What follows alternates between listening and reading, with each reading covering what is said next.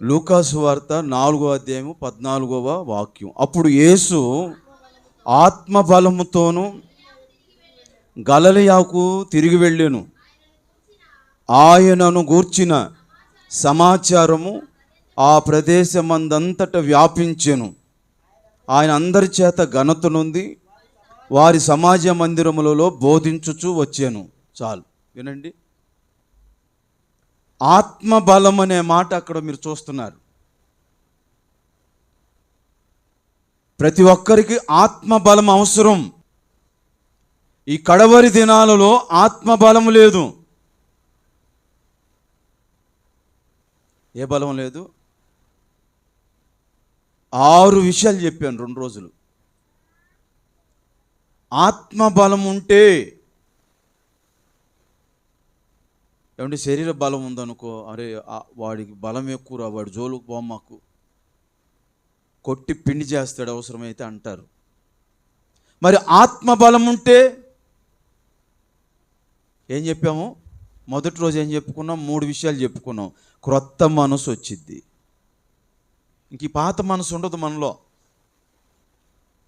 ఆత్మబలం ఉన్నవాడిలో క్రొత్త మనసు వచ్చిద్ది.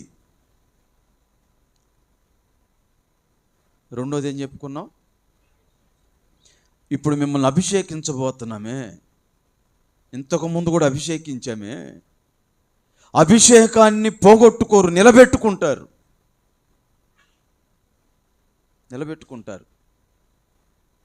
ఆత్మబలం ఉంటే జాగ్రత్త. అభిషేకం తీసుకొని మళ్ళీ బూతులు ఆడుతాం, మళ్ళీ సరసాలు ఆడుతాం, మళ్ళీ గొడవలు ఆడుతాం, మళ్ళీ సినిమాలు చూడటం, ఇట్లా చేశారనుకో మీకే నష్టం. ఒకసారి దైవజనుడు అభిషేకించిన ఆ ప్రేయర్ ఆయిల్ని మీ మీద పోసినప్పుడు ఇక మీరు ఏ తప్పు చేయటానికి ప్రయత్నించకూడదు.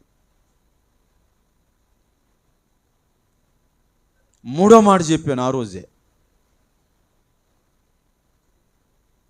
హెచ్చరించబడతాం. ఆత్మ ఏమండి బలము ఉంటే, ఆత్మ బలం ఉంటే, విజయ్ ఏ బలం ఉంటే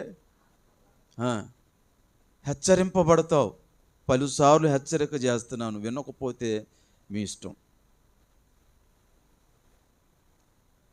నోవాహును కూడా దేవుడు హెచ్చరిక చేశాడంట. ఆ మాట ఎక్కడ ఉంటుంది బాబు? హెబ్రీయులకు రాసిన పత్రికలో ఉంటుంది, చూడండి. 11వ అధ్యాయంలో నోవాహు కూడా అనుకుంటున్నాడంట, మంచోడే, యథార్థవంతుడే, ప్రార్థనాపరుడే, నీతిమంతుడే నోవాహు. బాబు నోవాహు,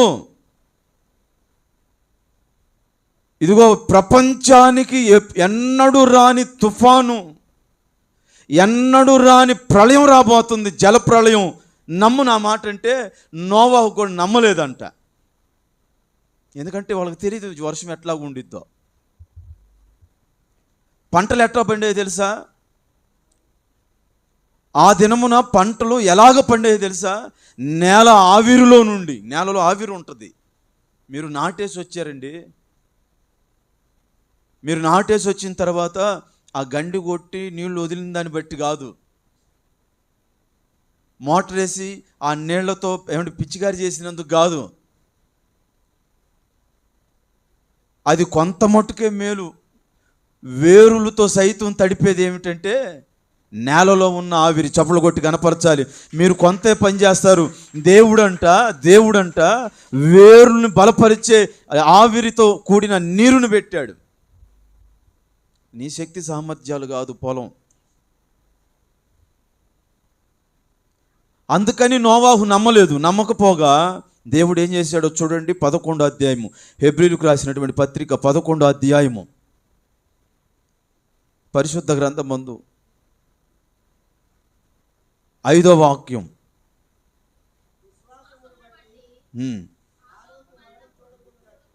క్షమించండి, 7వ వచనం. విశ్వాసమును బట్టి నోవాహు అది వరకు చూడని సంగతుల గూర్చి. ఏమండి, అంతకుముందు చూడలేదు వర్షాన్ని, ఆ జల ప్రళయం బీభత్సాన్ని చూడలేదు కాబట్టి దేవుని చేత హెచ్చరింపబడి, అండర్లైన్ చేసుకోండి, లైక్ ఎ వార్నింగ్. ఏయ్, నేనేం జోకులాడుతాను అనుకున్నావా దేవుణ్ణి? జలప్రళయం వచ్చిద్దిరా బాబు అని చెప్తుంటే, పోయి ఓడ చేసుకో, ఓడలో నీ భార్య పిల్లల్ని 2 జతల చొప్పున జంతువుల్ని పక్షుల్ని అన్నిటిని తీసుకెళ్ళు. ఆ ప్రజలకు కూడా చెప్పు, వింటే లోపలికి తీసుకెళ్ళు, లేకపోతే వదిలేసేయి. 120 సంవత్సరాలు ప్రకటన చేశాడంటండి. ఎన్ని సంవత్సరాలు? ఈ ఊరికి నాకు ఎన్ని సంవత్సరాల సంబంధం? 23 సంవత్సరాలు. 120 సంవత్సరాలు ప్రకటన చేసిన నోవాహు కుటుంబం తప్ప అవుటర్ బయటోడు ఒక్కడు కూడా రక్షణ పొందల. అంటే నోవాహు సువార్తలో లేనిదేంటి, మన సువార్తలో ఉందేంటి?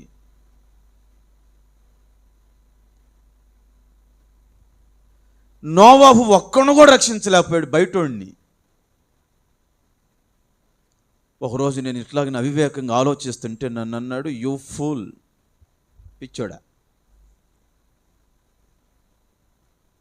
బయటోళ్ళు ఏముంది, ఏం చెప్పినా నమ్ముతారు. పాస్టర్ గారు చెల్లంది ఎక్కడంటే ఇంట్లోనే. కొందరు, అందరు కాదు, కొందరు. కొంతమంది మాటినరు వాళ్ళ ఇళ్ళల్లో, వాళ్ళ పిల్లలు మారరు. నేనంటాను, నాకంటే గొప్పోడు నోవాహు. చప్పట్లు కొట్టి కనపరచని గట్టిగా, నాకంటే గొప్పోడు తన కుటుంబాన్ని రక్షించుకున్నాడు. పాస్టర్ గారు కుటుంబాల్లో పిల్లలు రక్షణ పొందరు. మరి ఇలా నేనే చెప్పగలను. అందరికంటే గొప్ప సువార్త చేశాడు నోవాహు. ముందు నీ ఇంటిని రక్షించుకొని తర్వాత బయట. ఎంట గెలిచి రచ్చ గెలవమన్నారు. నోవాహు సువార్త చాలా పవర్ఫుల్ అండి.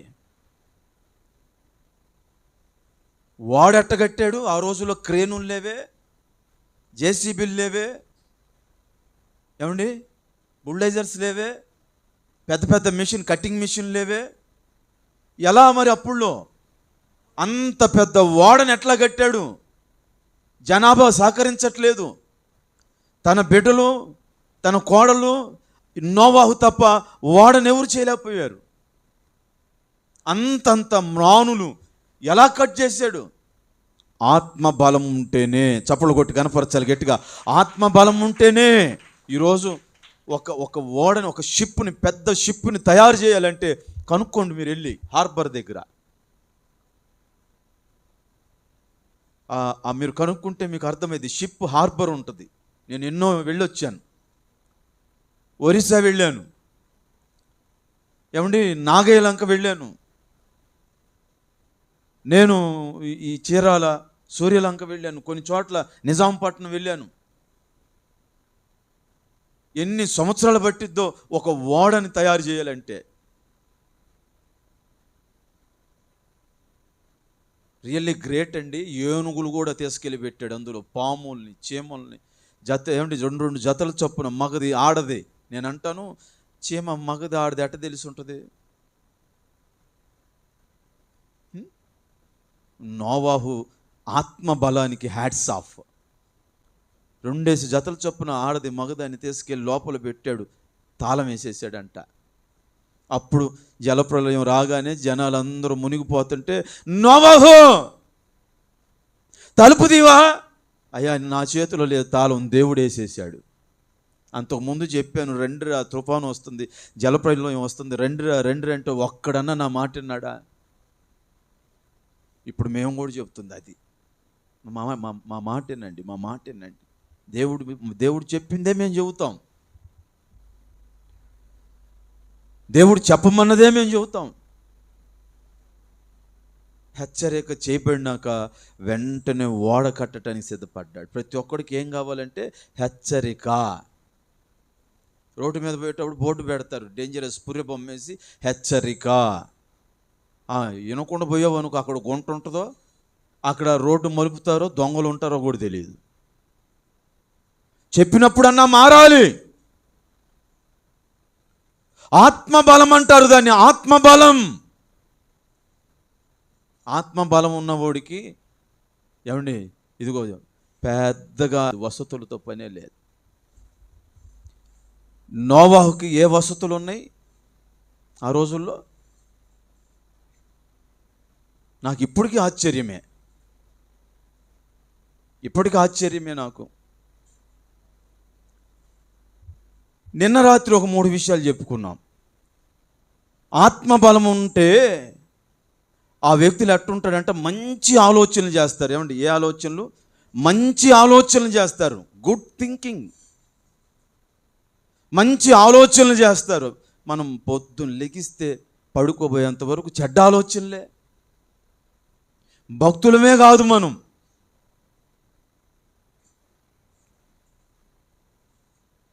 ఆత్మబలం ఉన్న వాళ్ళు 5వ లక్షణం ఎలా ఉంటుందంటే వాళ్ళు ధైర్యంగా నిలబడతారు. దేన్నైనా ధైర్యంగా ఎదుర్కొంటారు, ఢీకొంటారు. దేవుని ఎదుటే ఏమంటే దుర్గమ్ములను పడగొట్టగలిగిన ధైర్యం, అంత ధైర్యంగా ఉంటారు. 6వ మాట ఏం చెప్పుకున్నాం? 6వ మాట ఏది? మిగతా వాళ్ళు మాట్లాడట్లా ఏంటి? కొంచెం పెద్దగా చెప్పు నాయన.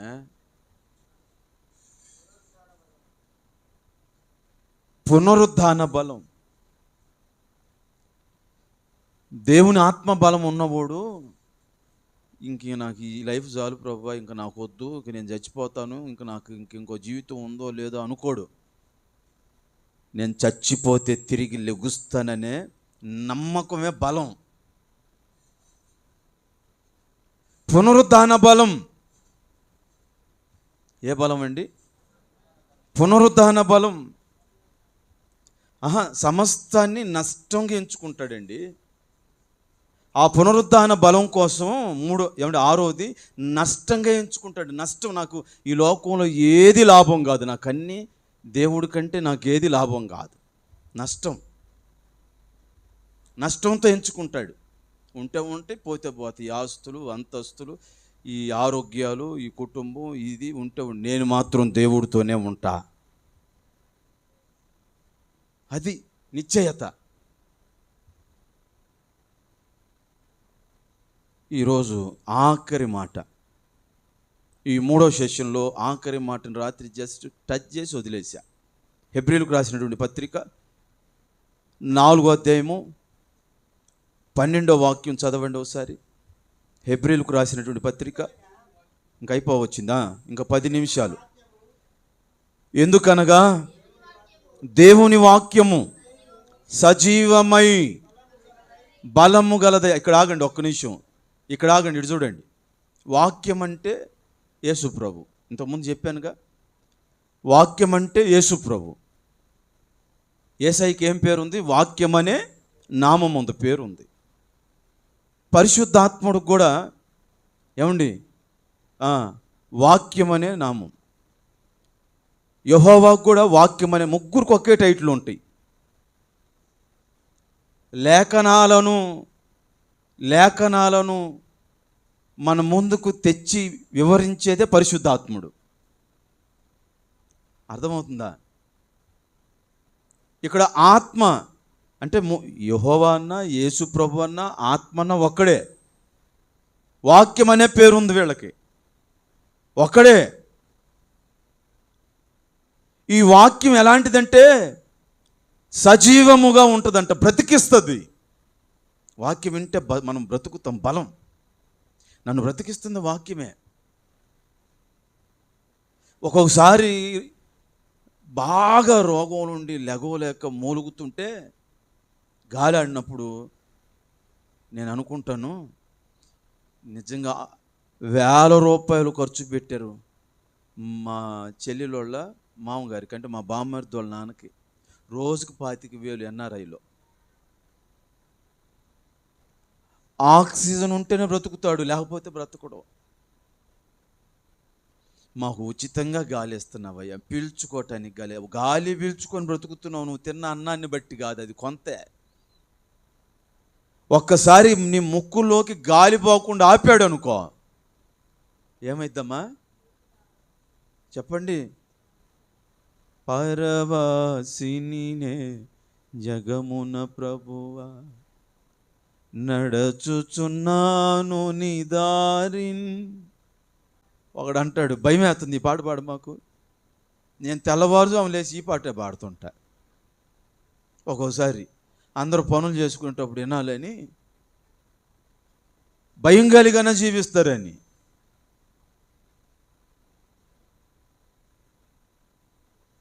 చావు వస్తే ఎవరు ఆపులేము, అదే నాన్న. నువ్వు అడ్డుపడు. దేవుడు ప్రాణం తీసుకోవాలనుకున్నప్పుడు అడ్డుపడి, నేను పంపిను ప్రభువా, నేను పంపినాను. పట్టుకున్న వాళ్ళు పట్టుకున్నట్టుగానే ఉంటారు, ఆత్మ వెళ్ళిపోద్ది. ఆత్మ నీలో ఉంటేనే అందరూ నిన్ను ప్రేమిస్తారు, అది కాస్త వెళ్ళిపోతే ఎవరికి నీ అవసరం ఉండదు. ఎంత బాగుంటుంది ఆ పాట. ఇప్పుడు మళ్ళీ ఆత్మ ఉంది కాబట్టి అందరు ప్రేమిస్తున్నారు. అమ్మా వింటున్నారా? వాక్యము సజీవమైనది. వాక్యం ఎపిసోడ్లే జరిగిందండి, ఇందులోనే ఉంది. వాక్యం గురించి మనం ఎంత బాగా నేర్చుకున్నామో. బలము కలిగిందంట వాక్యం. బలము గలదై రెండంచులు కలిగిన ఎటువంటి ఖడ్గము కంటేను వాడిగా. ఇదిగో కత్తికి ఒక పక్కన షార్ప్ ఉంటేనే బాధపడతాం, రెండు పక్కలు ఉంటుందంట బైబుల్కి. బైబుల్ ఒకసారేమో ఏడబోద్ది అంటది, ఒకసారేమో ఏడిపిస్తుంది, ఒకసారేమో దీవెని చెప్పిద్ది, ఒకసారేమో శాపం చెప్పిద్ది. అందుకే నేను అర్థం కాను మీకు. ఒకసారి ప్రేమకు ఉంటాడు, ఒకసారేమో కరుగ్గుంటాడు. ఇది బైబుల్ కోణం. ఒకసారి ఎందుకు నవ్వుతాడో తెలియదు, ఒకసారి ఎందుకు కోప్పడతాడో తెలియదు. బైబుల్ కోణం, రెండు కోణాలు ఇవి. నువ్వు అనుకుంటే అట్లా, నీ అనాలిసిస్కి అందదు Bible. One and only the Bible. బిడ్డలారా, ఒకరిలో ఆత్మబలం ఉంటేనంటే, ఇటు చూడండి, ఆత్మబలం ఉంటే వాడు వాక్యాన్ని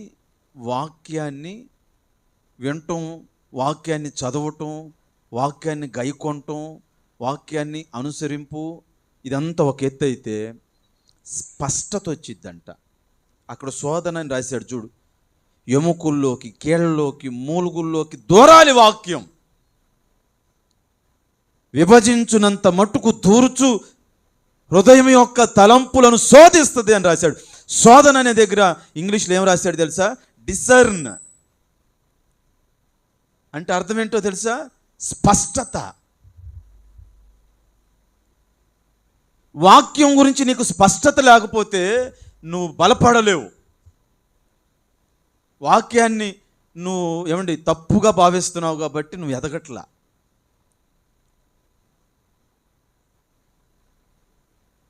వాక్యం ఎలాంటిదో దేవుని బిడ్డలారా మనం ఇదివరకు చెప్పుకున్నాం. ఆత్మ బలం ఉంటేనంట ఒక స్పష్టత వాక్యం పట్ల, ఒక క్లారిటీ. నన్ను తిట్టినా నా కోసమే. చూడండి, అపోస్తుల కార్యములు 2వ అధ్యాయము 37వ వాక్యంలో, అపోస్తుల కార్యములు 2వ అధ్యాయం 37వ వాక్యం, పేతురు వారు ఈ మాట విని, జాగ్రత్తగా వినండి, ఏ మాట విన్నారు? దేవుణ్ణి గూర్చిన వాక్యపు మాటలు విని. ఏమండి, ఇదిగో ఇటు చూడండి, వాక్యపు మాటలు విని నొచ్చుకున్నారంట. పుట్టినట్లు ఏముంది బాబు? పొడవబడి. నా వైపు చూడండి, మీకు అర్థమైద్ది. ఆత్మ బలం ఉన్నవాడంట వాక్యం పట్ల ఒక స్పష్టత ఉండాలి. ఆ వాక్యం కూడా ఎట్లుండాలంట? పొడిచేలా ఉండాలి. కళ్ళబొల్లి మాటలు చెప్పే వాక్యాలు కాదు, నేను మనసును సంతోషపెట్టే వాక్యాలు వద్దు, పెట్ట కథలు చెప్పేది కాదు. వాక్యం ఏంటంటే పొడిస్తే 3000 మంది బాప్తిజం తీసుకున్నారంట. చప్పట్లు కొట్టి కనపరచండి, అందరూ కొట్టండి, అందరూ కొట్టండి, కొట్టండి, కొట్టండి, హల్లెలూయా. పొడవాలి వాక్యం. ఆ స్పష్టత మనకు లేకపోతే మనం మార్పు రాదు. ఎప్పుడు పాపాన్ని కప్పిపుచ్చే వాక్యాలు, మనసును ఉల్లసింపజేసే కథలు, కడుపు నవ్విచ్చే జోకులు యేసుక్రీస్తు ఎప్పుడు అట్లా చెప్పలా. 4 సువార్తలు యేసుక్రీస్తు వారు ఆయన సువార్త చేశారు, కానీ ఎక్కడ కథలు చెప్పినట్టు నేను చూడలే. అత్తాకోళ్ళ కథలు, అక్కా చెల్లెళ్ళ కథలు చెప్పలే ఆయన. ఆయన కథలు వేరు. ముత్యాలు, వాళ్ళ ఆయన ఉపమానాలు వేరు. అంజూరపు చెట్టు, అందులో నవ్వు రాలేదు, ఎవరికి మార్పు వచ్చింది. ఇప్పుడు పాస్టర్ గారు నవ్వెత్తున్నారు, కడుపులు పగిలిపోతున్నాయి. వాక్యం లేక నవ్వెత్తారు. స్పష్టత, ఆత్మ బలమున్న వాడిలో ఏముండిద్దంటే చెప్పండి, వాక్యాన్ని గూర్చిన స్పష్టత. 7వ విషయం అది, వాక్యాన్ని గూర్చిన స్పష్టత, క్లారిటీ. వాక్యం నన్నే అంటుంది అనే స్పష్టత నీకు ఉండాలి. నన్నే గుచ్చి గుచ్చి పొడిచి పొడిచి నన్ను అంటుంది, నేను మార్చుకోవాలి నా జీవితాన్ని. మరి నిన్ను కాకపోతే ఎవరిని అంటారు? నీ తప్పులను కాకపోతే ఎవరు తప్పులను ఎత్తి చూపిస్తారు? అలా ఎత్తి చూపిస్తేనే నేను మార్చబడ్డానండి. స్పష్టత ఇది.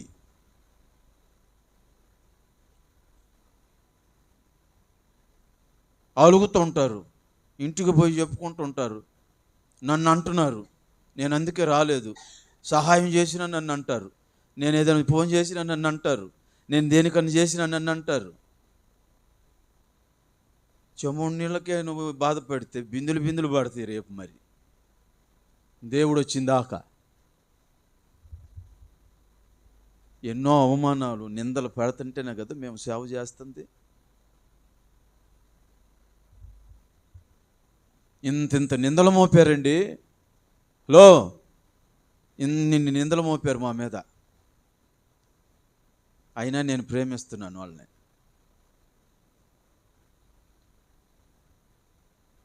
చూడండి, అపోస్తుల కార్యములు 7వ అధ్యాయము 54వ వాక్యం. వారి మాటలు, ఏ మాటలు? వాక్యపు మాటలు విని స్టెఫెను ఆత్మతో నింపబడి బలముతో నింపబడి ఉంటుంది. స్టెఫెను ఆత్మతో నింపబడి బలముతో నింపబడి చెప్పిన ఆ మాటలు విని వారు కోపంతో మండిపడి అనే దగ్గర ఫుట్ నోట్లు ఏమని చూడండి, హృదయములో నరకబడి. అమ్మో, వాక్యపు మాటలు వింటే నరకబడతామంట. కొంతమందికి కోపం వస్తుంది, మండిపడ్డావా మార్పు వచ్చినట్టే. హృదయములో నరకబడి. కొంతమందికి మార్పు వచ్చింది, కొంతమంది తిరగబడతారు. కొన్ని ఊర్లో నేను చెప్తుంటే నాతో వచ్చిన పాస్టర్ గారు భయపడుతుంటారు, ఎందుకు వాళ్ళని అట్టు గదిలేస్తూ ఉంటావు, ఎందుకు గ్రామ పెద్దల్ని వాళ్ళని వాక్యాలతో చెలుక్కుంటావు ఎందుకు అంటుంటారు నన్ను. నేనా దేవుడు మాట్లాడమందే మాట్లాడాను. వాళ్ళెవరికి లేని బాధ నీకెందుకు, నోరు మూసుకొని కూర్చోండి అంటే వాళ్ళని.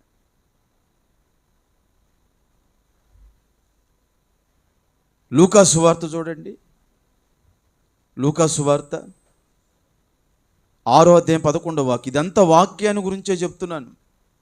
ఆఖరి మాట ఈరోజు, ఒకనిలో ఆత్మబలము ఉంటే ఎలా ఉంటాడంటే వాక్యాన్ని గురించిన స్పష్టత ఉంటుంది. ఈ వాక్యం ఎందుకు చెప్పాడు ఈరోజు? ఉద్దేశపూర్వకంగా చెప్పాడా? నేను మారాలని చెప్పాడా? ఆయన ఈ వాక్యం పాస్టర్ గారిది కాదే, ఆయన రాసింది కాదే, దేవుడు రాపించింది. నా గురించే, నేను మారటం కోసం చెప్తున్నాడు పాస్టర్ గారు. ఆయన మార్చుకోవాలి, కానీ కోపపడకూడదు, మండిపడకూడదు. పేతురు వాక్యం చెప్పినప్పుడు నొచ్చుకున్నారంట, పొడవబడి 3000 మంది మార్చబడ్డారు. భలే పొడుతాడండి మాటలతో పేతురు గారు. పొడవపోతే నువ్వు మారవు, పొడవపోతే నువ్వు మారవు.